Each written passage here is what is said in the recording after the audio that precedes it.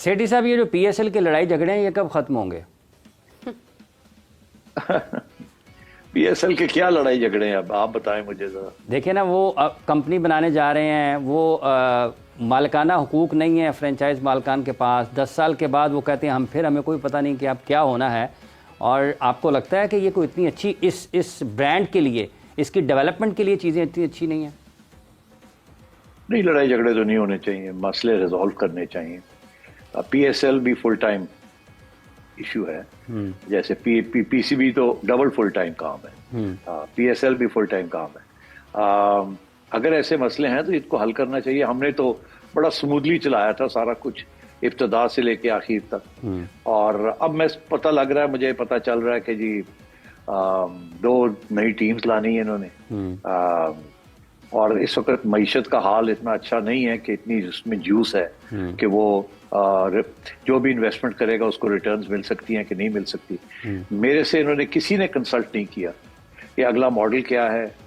ना फ्रेंचाइजीज ने कंसल्ट किया है, ना पीसीबी ने मुझे कंसल्ट किया है। और ये मॉडल हम सब ने मिलकर बनाया था और मिलकर चलाया था। और अगर इस किस्म की लड़ाई झगड़े शुरू हो गए तो I am very sorry to hear this. इसके साथ PSL brand will go down. अगर फ्रेंचाइजीज खुश नहीं है तो उनको साथ लेना चाहिए। अगर पीसीबी के कोई इश्यूज हैं तो फ्रेंचाइज को साथ लेके चलना चाहिए पीसीबी को। अलग अलग ये लड़ाई झगड़े के साथ पीएसएल तबाह हो जाएगा। बिल्कुल सही बात है सेठी साहब। पीएसएल के अंदर अभी जो चेंज हम एक्सपेक्ट कर रहे हैं कि ये 10वां एडिशन, इसके बाद शायद टीम्स बढ़ा दी जाएं। हमारे पास तो अभी ये टीम्स पूरी नहीं हो रही हैं। आप देखें कि मिसाल के तौर पर कितने खिलाड़ी हमने शामिल किए, वो अभी आईपीएल खेल रहे हैं, सेम विंडो में मैच हो रहे हैं। फिर उसके बाद अगर 10 टीम्स हम बना लेते हैं, फिर हमारा लोकल टैलेंट उस तरह से परफॉर्म नहीं कर रहा, तो is this a good idea कि हम ज्यादा टीम्स बनाने लग जाएं पीएसएल में? देखिए, आई थिंक प्लान तो 8 टीम्स का था, मगर देखिए वो प्लान तो एक एब्स्ट्रैक्ट प्लान था ना। गोइंग फॉरवर्ड कितना टैलेंट हम क्रिएट कर सकेंगे 10 साल के अंदर ताकि 8 टीम्स बन जाएं। अब तो आप देख रहे हैं हमारा टैलेंट ही कोई नजर नहीं आ रहा। तो ये 7वीं और 8वीं टीम जो है, ये इसमें क्या टैलेंट लेके आएंगे, कहां से लेके आएंगे स्टार्स?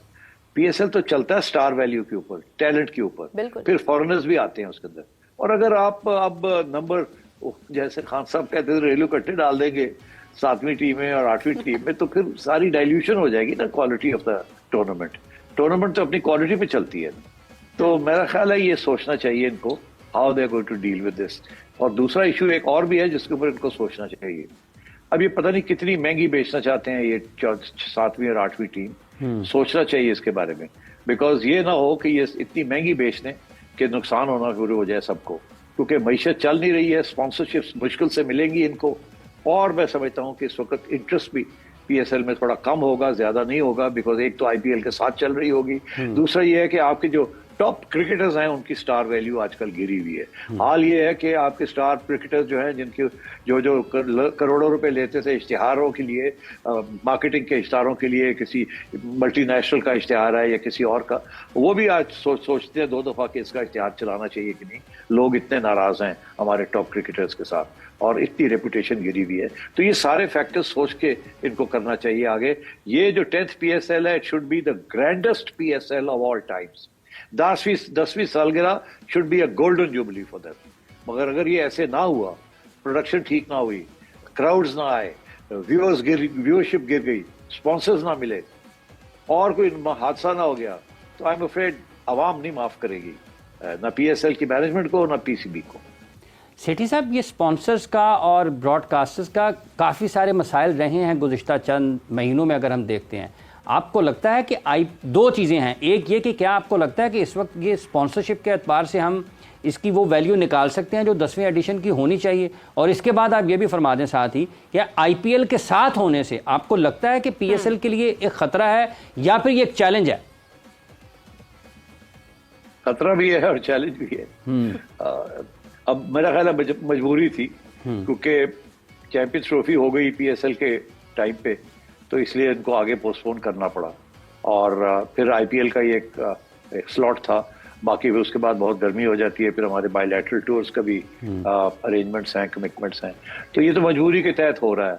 अल्लाह करे प्लानिंग पूरी हुई हो, अल्लाह करे सारे फॉरेन प्लेयर्स आ जाएं, अल्लाह करे हमारे टॉप प्लेयर्स भी क्लिक कर जाएं और अच्छी गेम्स हों, पिचेस ठीक बने एंड सो ऑन। तो बहुत से इफ्स एंड बट्स है। और मेरी पूरी दुआ है कि कामयाब रहे। बिल्कुल सही। ये यहाँ पर ये सवाल हमेशा किया जाता है कि उधर आईपीएल है और हमारे यहाँ पीएसएल है, वो भी अल्लाह अल्लाह करके शुरू हुई और किस तरह से आगे बढ़ी वो हमें आपने सफ़र बताया। लेकिन आपके लिए ये कितना बड़ा चैलेंज था कि उधर मल्टी बिलियन डॉलर एक प्रोजेक्ट आईपीएल का चल रहा है और खिलाड़ी उधर जा रहे हैं और चकाचौंध है वहाँ की, और उसके मुकाबले में पीएसएल का स्टार्ट होना। ये बहुत बड़ी चैलेंज था। मैं आपको बताऊँ, हमें जब हमने अपने सारे होमवर्क किया तो हमारी एक कैलकुलेशन थी कि $15 मिलियन चाहिए। अच्छा।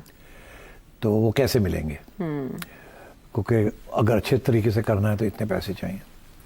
तो हमने हाथ पैर मारे तो हमें ये कहा गया, बताया गया कि ब्रॉडकास्टिंग की जो राइट्स है, टेलीविज़न राइट्स जो बेचनी होती हैं, वो उसमें $14-15 मिलियन मिल जाएंगे। अच्छा।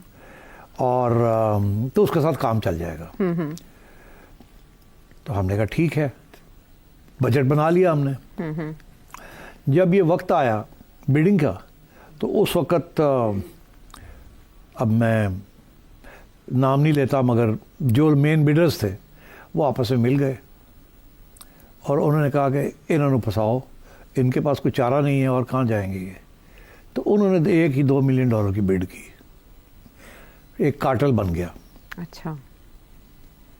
तो जब कार्टेल बन गया और तीसरी बिड कोई नहीं थी तो हमने कहा ये $2 मिलियन में उसी की चंडी बनाई है थी।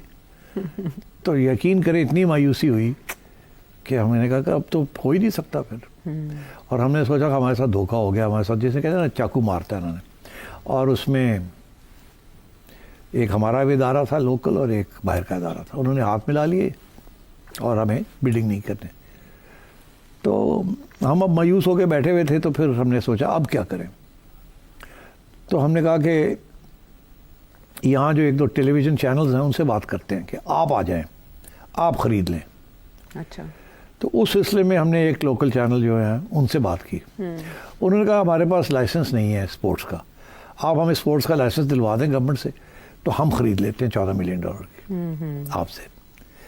तो मैंने कहा हम कोशिश करते हैं, मैं अभी जाता हूँ प्राइम मिनिस्टर साहब के पास और ये करते हैं हम। तो अब मैं कर रहा था तो उनका आया कि जी साइन करें कॉन्ट्रैक्ट।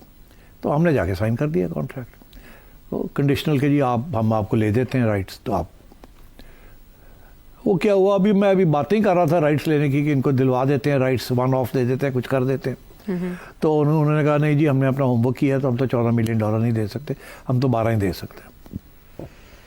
सर पकड़ के बैठ गए, साइन मेरे पास डॉक्यूमेंट अभी भी है वो। हमने कहा अब क्या करें, लड़ाई झगड़े तो करने नहीं है। लड़ाई झगड़े शुरू हो गए तो गया जी। बस आयशा वो हम 12 पे भी एग्री कर गए, मजबूरी थी। मजबूरी। उसके बाद वो आए और कहा $9 मिलियन। चलो दूसरा कॉन्ट्रैक्ट जो है उन्होंने कैंसिल कर दिया, लिख के साइन करके। सर पकड़ के हम बैठे हुए। एक स्टेज ऐसी आई कि उन्होंने कहा जी चलें डन करते हैं, अब हमें पैसे इकट्ठे कर दें। आप, मैंने क्या मतलब पैसे इकट्ठे कर दें? उन्होंने कहा जी फलाने लोग हैं जिनके पास पैसा है, उनको कहें हमें लोन दे दें।